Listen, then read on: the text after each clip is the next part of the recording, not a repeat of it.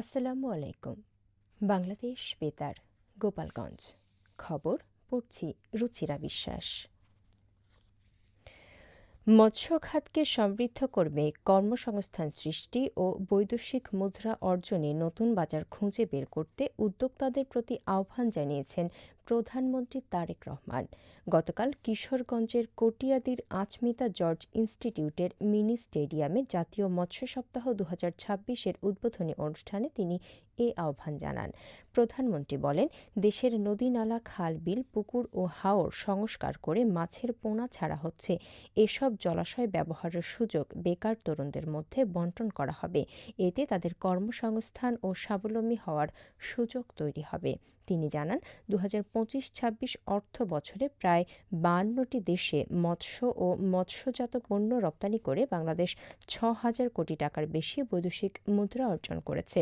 মৎস্য খাতে দেশে প্রায় ২ কোটি মানুষ প্রত্যক্ষ ও পরোক্ষভাবে নির্ভরশীল বলেও জানান তিনি। জলাশয়ের পরিবেশ রক্ষা ও দূষণ রোধে সবাইকে সচেতন থাকার আহ্বান জানিয়ে প্রধানমন্ত্রী বলেন, মাছ ও মৎস্য সম্পদ রক্ষায় পরিবেশ সুরক্ষা জরুরি।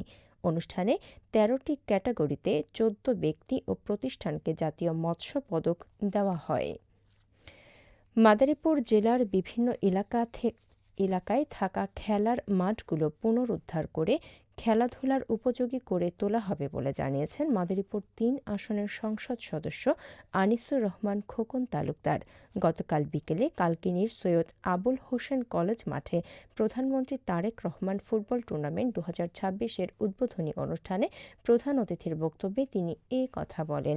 সংসদ সদস্য বলেন, জেলার যেসব খেলার মাঠ বিভিন্ন কারণে ব্যবহার অনুপযোগী হয়ে পড়েছে সেগুলো পুনরুদ্ধারের উদ্যোগ নেওয়া হবে। মাঠগুলো সংস্কারের মাধ্যমে তরুণদের জন্য আবারও খেলাধুলার পরিবেশ ফিরিয়ে আনা হবে। তিনি বলেন, খেলাধুলার মাধ্যমে তরুণদের মেধা ও প্রতিভার বিকাশের পাশাপাশি তাদের সুস্থ ও সুন্দর জীবন গড়ে তোলা সম্ভব। অনুষ্ঠানে বিএনপির অঙ্গ ও সহযোগী সংগঠনের নেতাকর্মীরা উপস্থিত ছিলেন। রূপালী মৎস্যে স্বনির্ভর দেশ, সবার আগে বাংলাদেশ, এই প্রতিপাদ্যকে সামনে রেখে নড়াইলে জাতীয় মৎস্যপক্ষ ২০২৬-এর উদ্বোধন করা হয়েছে। গতকাল সকালে সদর উপজেলা পরিষদ চত্বরে বেলুন উড়িয়ে মৎস্যপক্ষের উদ্বোধন করেন নড়াইল ২ আসনের সংসদ সদস্য মোহাম্মদ আতাউর রহমান বাচ্চু। পরে শোভাযাত্রা বের করা হয়। শোভাযাত্রা শেষে উপজেলা পরিষদের পুকুরে মাছের পোনা অবমুক্ত করেন অতিথিরা।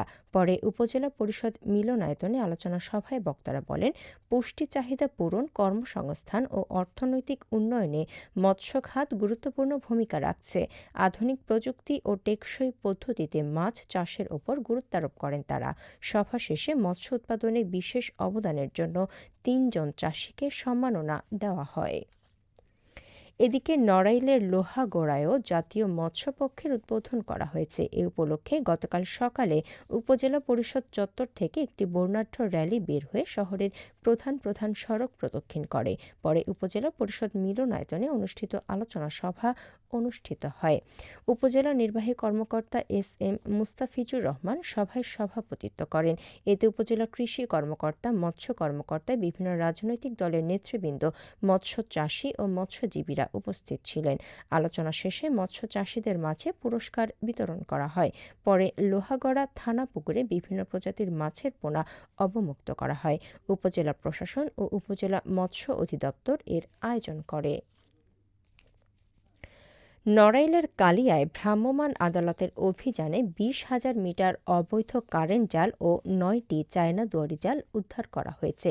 এ সময় মৎস্য সুরক্ষা ও সংরক্ষণ আইন লঙ্ঘনের অভিযোগে ২টি পৃথক মামলায় ২ ব্যক্তিকে মোট ৬,০০০ টাকা জরিমানা করা হয়। গতকাল উপজেলা প্রশাসন, মৎস্য দপ্তর ও বরদিয়া নৌ পুলিশের যৌথ উদ্যোগে এ অভিযান পরিচালনা করা হয়। কালিয়া উপজেলা নির্বাহী কর্মকর্তা ও নির্বাহী ম্যাজিস্ট্রেট মোহাম্মদ জিন্নাতুল ইসলাম এ অভিযান পরিচালনা করেন। অভিযান শেষে জব্দকৃত জাল আদালতের নির্দেশে জনসমক্ষে পুড়িয়ে ধ্বংস করা হয়। উপজেলার মৎস্য সম্পদ রক্ষা ও অবৈধ জাল ব্যবহার বন্ধে এ ধরনের অভিযান অব্যাহত থাকবে বলে জানিয়েছে প্রশাসন। নড়াইলের কালিয়া খুলনা সড়কের মাধবপাশা বাজারে ইজিবাইক ও মোটরসাইকেলের মুখোমুখি সংঘর্ষে সবুজ মোল্লা নামে এক পথচারী নিহত হয়েছেন। গতকাল রাত 8:30টার দিকে মাধবপাশা বাজার এলাকায় এ দুর্ঘটনা ঘটে। স্থানীয়রা জানান, বিপরীত দিক থেকে আসা একটি ইজিবাইক ও মোটরসাইকেলের মধ্যে মুখোমুখি সংঘর্ষ হয়। এ সময় সড়কের পাশে থাকা পথচারী ও কৃষক সবুজ মোল্লা গুরুতর আহত হন। পরে স্থানীয়রা তাকে উদ্ধার করে কালিয়া উপজেলা স্বাস্থ্য কমপ্লেক্সে নিয়ে গেলে কর্তব্যরত চিকিৎসক ডাক্তার সৌমিক সাহা তাকে মৃত ঘোষণা করেন। নিহত সবুজ মোল্লা মাধবপাশা গ্রামের মৃত আবুল কামাল মোল্লার ছেলে। সবশেষে আবহাওয়া।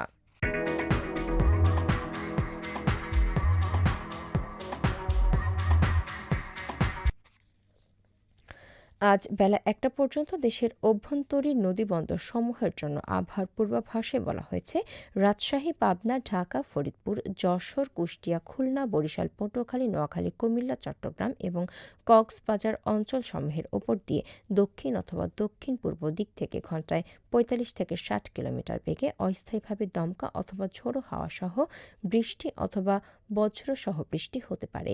এসব এলাকার নদীবন্দরসমূহকে ১ নম্বর সতর্ক সংকেত দেখাতে বলা হয়েছে। খবর শেষ হলো। আমাদের পরবর্তী খবর প্রচারিত হবে আগামীকাল সকাল ৮টা বেজে ৩০ মিনিটে বাংলায়।